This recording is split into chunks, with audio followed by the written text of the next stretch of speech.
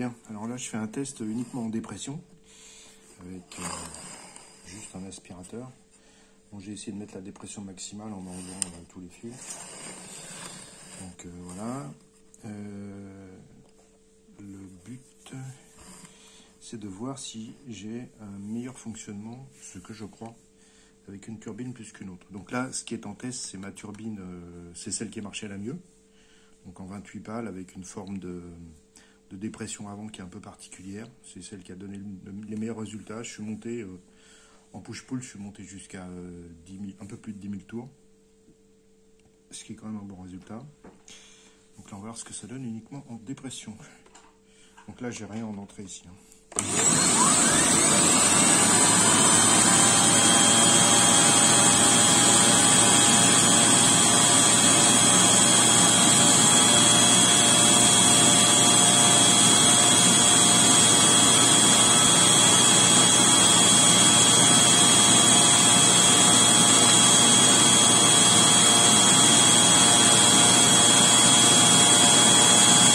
122 en point.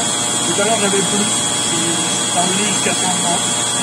Donc ça c'est les fluctuations du secteur, je pense.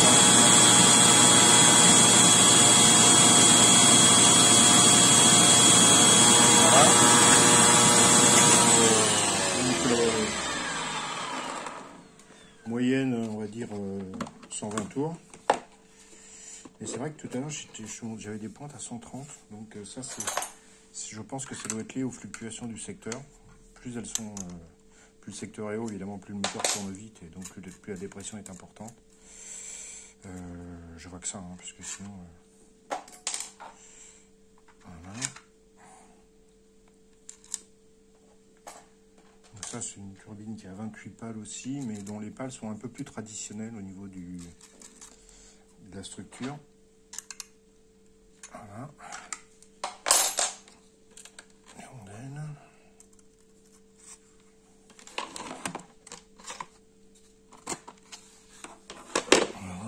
Je sais qu'il y a des trous qu'il faut que j'obtienne ici.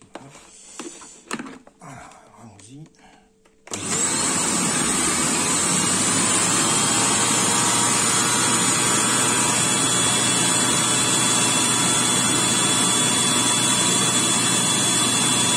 $125, 128, 124,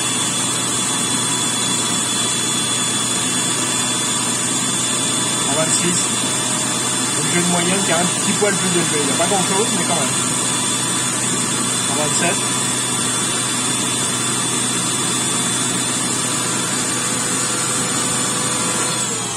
Alors quand j'ai fait une mesure préalable sur celle-là, j'avais des pointes à 135. Hein. Donc en fait on est dans le même delta.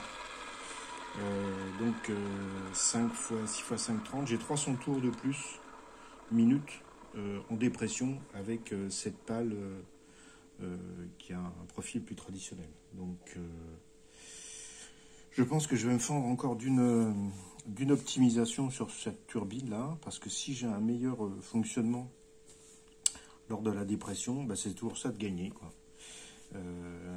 Lors du push-pull, bah, ça sera toujours ça de gagner. Donc nous allons voir cela. Bah, je pourrais peut-être d'ailleurs faire un essai en push-pull, ce que ça donne. Et cette turbine-là, voilà, on va brancher.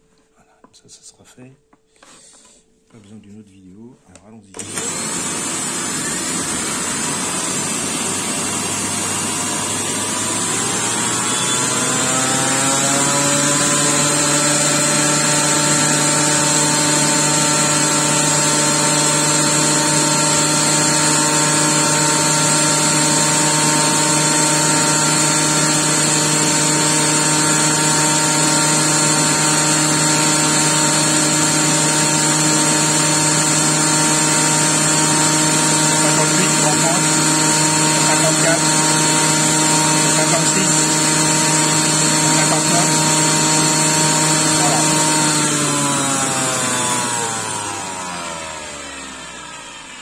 Donc là, on est à 155 en moyenne, on va dire, sachant que 150, c'est 9 000 tours minute, et 167, c'est 10 000 tours minute.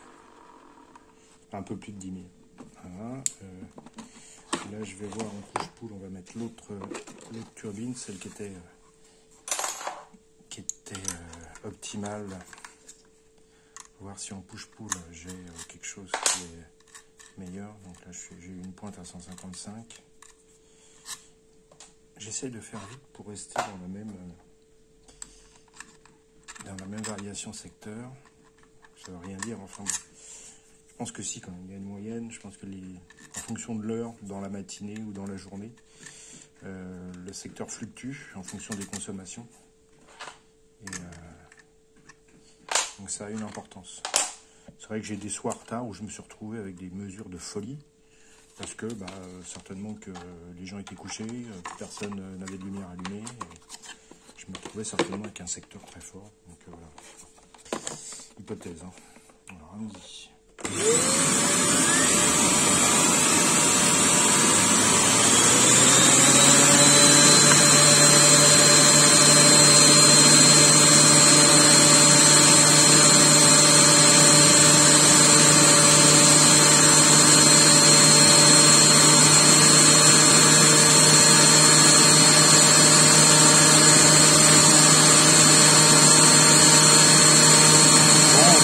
À 159,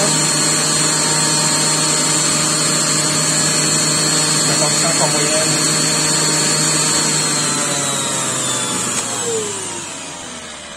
Bon, on est sensiblement identiques.